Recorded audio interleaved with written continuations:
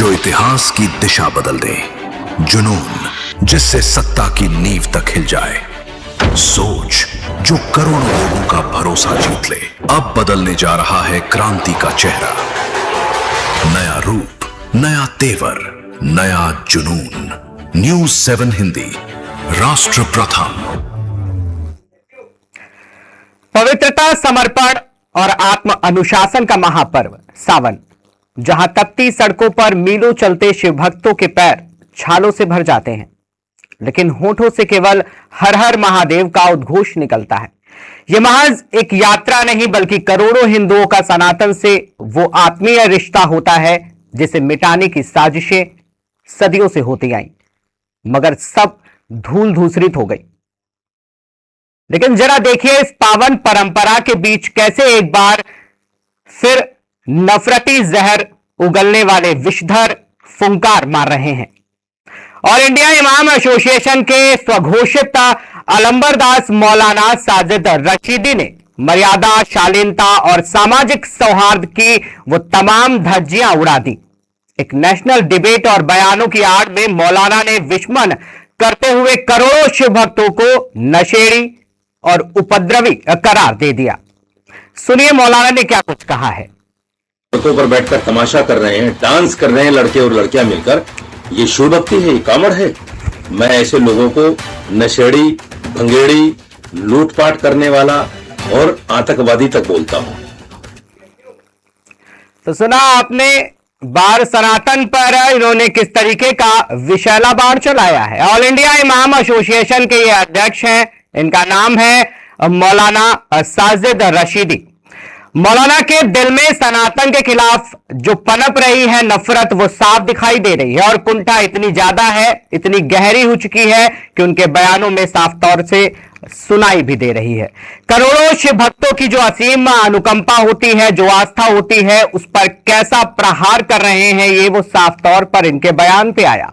कांवड़ियों को नशेड़ी बोला, आतंकवादी तक कह डाला। 2017 के बाद से सनातन की आस्था को लगातार एक तरीके से टारगेट किया जा रहा है, और एक तरीके से कहीं ना कहीं ये जो टारगेट है वो ट्रेंड भी बन चुका है, क्योंकि लगातार इस तरीके के लोग आते हैं, अपने भड़काऊ बयान से चर्चा में आने के लिए ट्रेंड बनाते हैं। जिस सम्मान, जिस आस्था के साथ सनातन की ये यात्राएं निकलती हैं, आखिर उन यात्राओं से कुछ लोगों के कलेजों पर इस तरीके से सांप क्यों लौट रहे हैं। मौलाना साहब चंद छिटपुट घटनाओं को ढाल बनाकर समूचे सनातन समाज के महाअनुष्ठान को आतंकवाद का नाम देना आपकी निष्पक्षता नहीं, बल्कि आपकी वैचारिक कंगाली और सनातन विरोधी मानसिकता को साफ दिखाता है कि किस तरीके की आपकी जो मानसिकता है वो नंगा नाच कर रही है। कांवड़ यात्रा सदियों से एक अटूट विश्वास का प्रतीक रहा है। इसे किसी मौलाना की अनगढ़ टिप्पणी या नापाक बयानबाजियों से नीचा नहीं दिखाया जा सकता।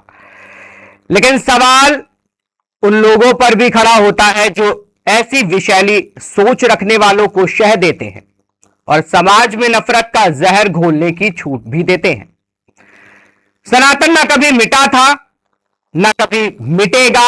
आस्था के इस पावन प्रवाह पर प्रहार करने वाले हर जहरीली जुबान को अब कानून और समाज दोनों के कड़े जवाब का सामना करना होगा। दोहरे मापदंडों और वैचारिक ढोंग पर टिके ऐसे बयानों की मियाद अब खत्म हो चुकी है।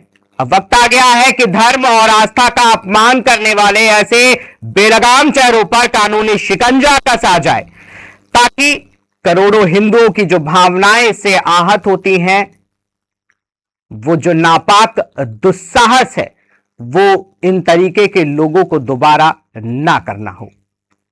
शब्द जो इतिहास की दिशा बदल दे, जुनून जिससे सत्ता की नींव तक हिल जाए, सोच जो करोड़ों लोगों का भरोसा जीत ले। अब बदलने जा रहा है क्रांति का चेहरा, नया रूप, नया तेवर, नया जुनून। न्यूज़ 7 हिंदी, राष्ट्र प्रथम।